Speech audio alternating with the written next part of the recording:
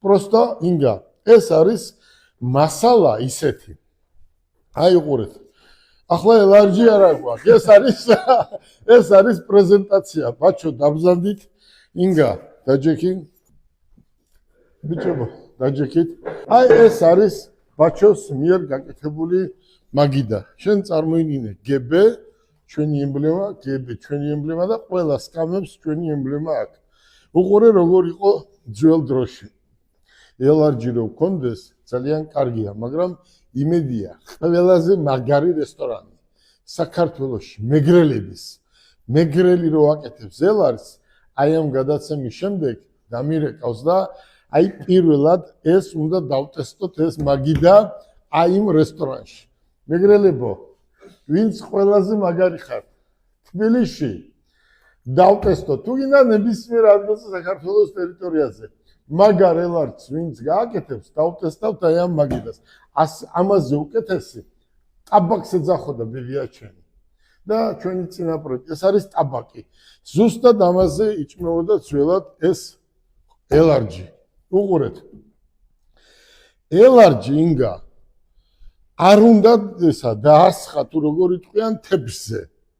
ძველად იყო ესე, ამოიღებდნენ და პირდაპირ აი ამ ტაბაკზე უნდა დაგედო. პირდაპირ. მაგრამ აი ამ ტაბაკზე რო დაგედო, იყო სპეციალური ხისგან დამზადებული ეს მაგიდა. და ზუსტად იმ ხისგან არის ეს მაგიდა დამზადებული. აი ეს მაგიდა არის სადღაც მარტვილში და სადღაც სვანეთში.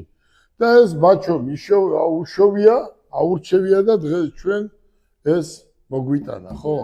რისთვისაც ბაჩო დიდ მადლობას გიხდით. კიდევ ვიმეორებ, მეგრელებო, ვისაც გაქვთ ყველაზე მაგარი სამზარეულო საქართველოში, გინდა თბილისში იყოს, გინდა მარტვილში, გინდა ზუგდიდში.